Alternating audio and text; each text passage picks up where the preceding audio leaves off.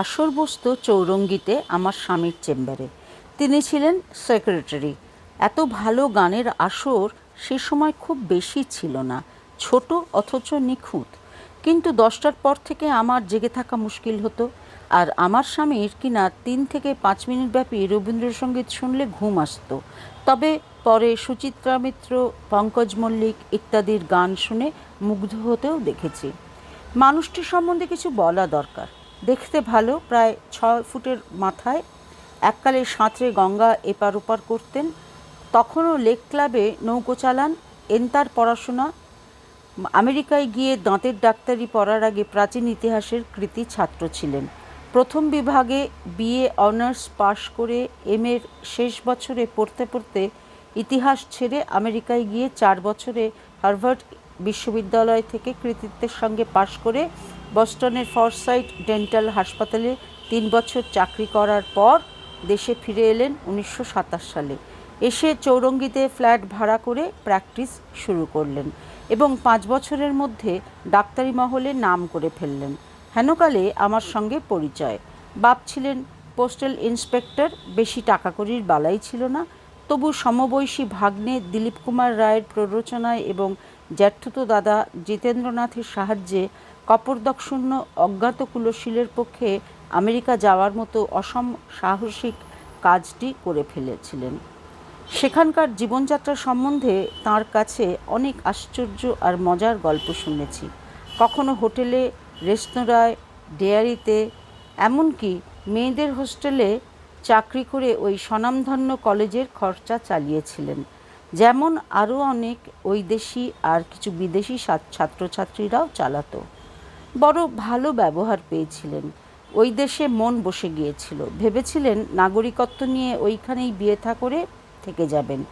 তার হলো কই। 3 বছরের বড় মেজদা ছিলেন। 2 ভাইয়ের বড় ভাব। মেজদাও আমেরিকা গিয়ে পড়বেন বলে সব ঠিক। এমন সময় তিনি মারা গেলেন। মা আগেই গেছিলেন। বুড়ো বাবা এবার ভেঙে পড়লেন। তাঁর জন্যেই ফিরে আসা। তার উপর যে দিলীপ 8 বছর আগে যাবার জন্য উৎসাহ দিয়েছিল, সেই এখন ফিরবার জন্য তাগাদা দিতে লাগলো।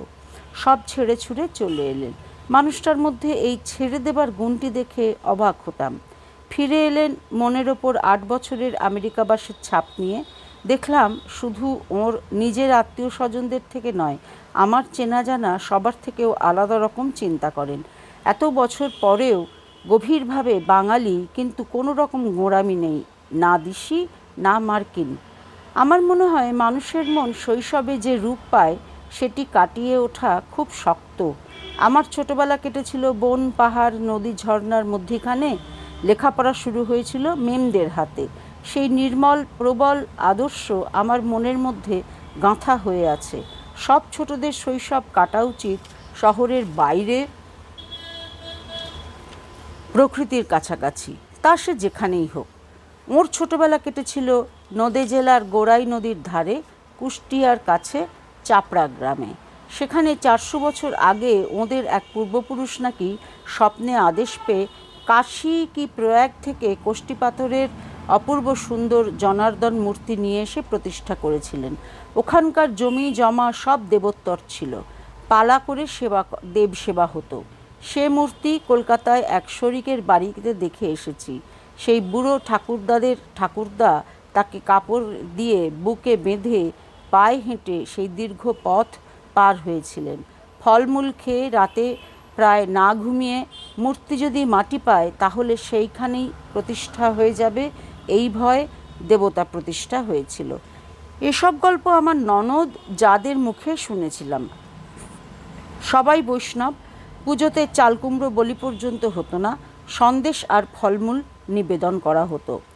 পরিবারটার মধ্যেও এক ধরনের উদারতা দেখতে পেতাম। যাঁদের অবস্থা ভালো তাঁরাও হাল ফ্যাশনের ধার ধারতেন না।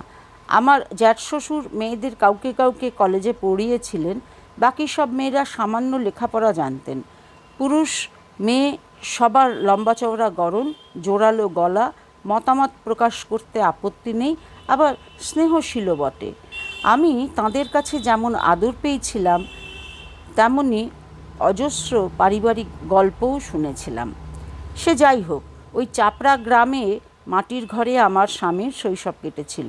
বাবার বদলির চাকরি, মা এই ছোট ছেলে আর তার চেয়ে 7 বছরের বড় ছোট মেয়ে নিয়ে অনেক সময়ে গ্রামে থাকতেন। লেখাপড়া জানতেন না, কিন্তু যেমনই সুন্দরী ছিলেন তেমনই বুদ্ধিমতী। তাঁর প্ররোচনায় 3 ছেলেই লেখাপড়ায় ভালো হয়েছিলেন। বড় ছেলে কলকাতায়, মেজ ময়মনসিংহে আত্মীয় স্বজনের কাছে থেকে পড়তেন, ছোট গ্রামের স্কুলে। মুশকিল হলো যে সেকালের হেডমাস্টার মশাই শুধু ক্লাসের পড়ার ব্যবস্থা করেই থামতেন না, ছেলেদের ওপর সর্বদা কড়া দৃষ্টি। একবার মিশনারি সাহেব মেমরা গ্রামের কাছেই তাঁবু করেছিলেন।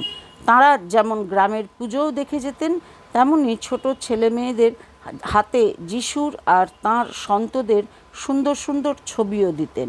একথা হেডমাস্টার মশাইয়ের কানে যেতেই তিনি ওই সব অযোগ্য হিন্দু সন্তানদের ধরে বেতিয়ে বড় ধর্মলোভের ব্যামোর চিকিৎসা করেছিলেন।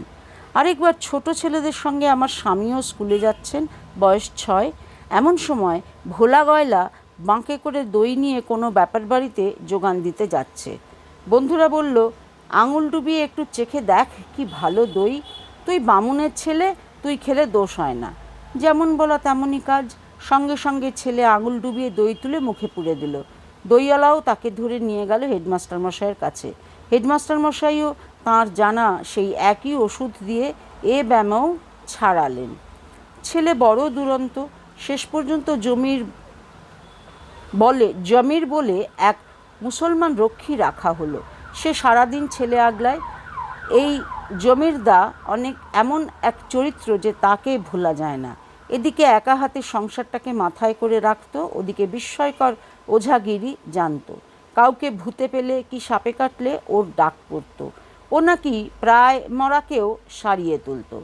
একবার ওদের হাঁসের ঘরে পরপর 2 দিন 2টো হাঁস সাপের কামড়ে মারা গেল। জমিরদা সবাইকে তফাতে থাকতে বলে কি একটা শুকনো শিকড়ের মতো জিনিস নিয়ে হাঁসের ঘরে ঢুকলো। কিছুক্ষণ পরেই রাগে ফুঁসতে ফুঁসতে এক মস্ত কেউটে তার পেছন পেছন বেরিয়ে এলো। বাইরে এসে জমিরদার ঝুলি থেকে একটা মরার হাড় বার করে সাপের চারিদিকে চকিতে একটা গোল দাগ কেটে নিজে তার বাইরে দাঁড়ালো। ওর কাছে শুনেছি সেই সাপ গর্জাতে গর্জাতে দাগ অবধি এসেই মাথা নুইয়ে পিছিয়ে যায়। কিছুতেই দাগ পার হতে না পেরে নিজের গায়ে ছোবল মেরে নিজের বিষে মরল। তখন তার শরীরটা পুড়িয়ে ফেলা হলো। বাংলার মফস্বলের চেহারা কিছু জানতে বাকি রইল না। মাঝে মাঝে বাবার কর্মস্থলেও যেতেন। উত্তর বাংলার চলন বিল, কলম গ্রাম চোখে দেখা হলো। বর্ষায় সব জলে জল, খালি টিলার ওপরকার বাড়িঘর যেন দ্বীপের ওপর জেগে থাকত। নৌকো করে এবাড়ি ওবাড়ি যাওয়া আসা। কই মাছরা কানকোয় ভর দিয়ে জল ছেড়ে দলে দলে টিলার গা বেয়ে উঠছে। ছেলে আরও বড় হলে জামতারার বিখ্যাত কেশব হাজারির স্কুলে ভর্তি করে দেওয়া হলো। সেখান থেকেই ম্যাট্রিক পাশ করলে কলকাতার স্কটিশ চার্চ কলেজে আইএ পড়ল। তারপর ইতিহাসে অনার্স নিয়ে প্রথম বিভাগে বিএ পাস। তারপর এমএ পড়তে পড়তে পড়া ছেড়ে আমেরিকায় যাওয়া। এত কথা একদিনে জানিনি, একটু একটু করে অনেক বছর লেগেছিল। ততদিনে এই অন্যরকম পরিবারটার ওপর গভীর মায়া পড়ে গেছিল। স্মৃতিকথা লিখতে গেলে সাংসারিক জীবন আর লেখিকার জীবন আলাদা করা যায় না, দুটো একসঙ্গে জড়িয়ে থাকে। লেখিকা মন সংসারের কাজে বাধা ঘটায়, পদে পদে ভুল করায়। যেসব মেয়ে সংসারগত প্রাণ তাদের মতো চৌকস গিন্নি হতে দেয় না। আবার এর উল্টো দিকটাও আছে। এ বিষয়ে কোনো সন্দেহ নেই যে সংসারের কর্তব্য পালন করতে গেলে ঐকান্তিক ও একাগ্রভাবে সাহিত্য সাধনা করা যায় না। আর শুধু সাহিত্য সাধনাই বা কেন, সঙ্গীত, শিল্প, জ্ঞান, বিজ্ঞান কোনো সাধনাই সমস্ত হৃদয় মন দিয়ে করা যায় না। অথচ কোন মেয়েই বা নিজের স্বামী সন্তান সংসারের অযত্ন করতে চায়? নারীত্বকে অস্বীকার করে কোন নারী? এই একটি কারণেই দুনিয়ার সব কালে, সব দেশে, সব বিষয়ে সমান প্রতিভা, সমান দক্ষতার অধিকারী হয়েও মেয়েরা পুরুষদের চেয়ে এক পা পেছিয়ে থাকে। অবশ্যই সব নিয়মের মতো এরও 2-1টি যুগান্তকারী ব্যতিক্রম আছে, তবে হয়তো সেরকম ব্যতিক্রমও নয়। সেসব ক্ষেত্রে সহানুভূতিশীল স্বামী কি অন্য আত্মীয় ওই মেয়েদের কাঁধ থেকে সংসারের কর্তব্যের বোঝা নামিয়ে নিতে পেরেছেন। হয়তো Mrs Browning, Madame Curie, Khana, Lilavati, Gargi ইত্যাদির সেই সৌভাগ্য হয়েছিল। তবে মাঝে মাঝে কোনো কিছুর অপেক্ষা না রেখে নিজের অন্তরে ছোট একটি ফুল যদি ফোটে, তাকেও অস্বীকার করা যায় না। এত কথা বলছি কারণ আমাকেও ওই রকম আতান্তরে পড়তে হয়েছিল। চমক লাগানো প্রতিভার অধিকারিণী না হয়েও সংসারের কাজে নিজেকে অভ্যস্ত করার মাঝে তীব্র একটা খেদ সমস্ত মন প্রাণকে পেয়ে বসত। মনে হতো যে যে জন্য এসেছিলাম তার কিছুই করা হলো না। শুভানুধ্যায়ী বন্ধুবান্ধব, এমনকি মাঝে মাঝে আমার স্বামী পর্যন্ত দুঃখ করতেন, অমুক এত লিখছে, তমুক এত নাম করছে, তুমি কি লেখাটেখা ছেড়ে দেবে নাকি? আমার অন্তরের নিদারুণ ব্যর্থতা বোধ খুলে বলতে বাধো বাধো লাগতো। জানতাম বললে কেউ বুঝবে না। আমার স্বামী মাঝে মাঝে খানিকটা আঁচ করে বলতেন, একজন ফিরিঙ্গি হাউসকিপার রেখে দিই না কেন? সে তোমার চেয়েও ভালো করে সংসার চালাবে, আর তুমিও লিখবার অনেক সময় পাবে। শুনে পিত্তি জ্বলে যেত। কি করে বোঝাই যে বিঘ্নটা কাজের তাড়ায় বা সময়ের অভাবে নয়, বিঘ্ন আমার মনে। কি একটা আছে আমার মধ্যে যে আমাকে আমার সংসার থেকে অব্যাহতি দেয় না। আবার যে কাজ আমার জন্য অপেক্ষা করছে সেটা করতে পারছি না বলে সব ব্যর্থ মনে হচ্ছে। হঠাৎ যদি হাতে এন্তার সময় পেয়ে কলম ধরে বসি, তবুও সে আমাকে পড়বার মতো কিছু লিখতে দেবে না। এমন সময়ে মাঝে মাঝে হঠাৎ একটা গোটা গল্প একেবারে তৈরি হয়ে আমার কলমের আগায় ছাড়া পাবার জন্য আঁকুপাঁকু করত। তখনই সান্ত্বনা পেতাম, বুঝতাম সব নষ্ট হয়ে যায়নি, বয়স 30-এর দিকে এগিয়ে চলেছে। বলা বাহুল্য, সময় থেমে থাকেনি। পরের বছর আমার ছেলে রঞ্জন জন্মেছিল। আরও 4 বছর পর মেয়ে কমলা। তাতে আমার জীবনে এমন একটা পরিপূর্ণতা এসেছিল যে ক্ষোভের কিংবা খেদের খুব একটা জায়গা ছিল না। অনেক লেখক সাহিত্যিকের সঙ্গে আলাপও হয়েছিল।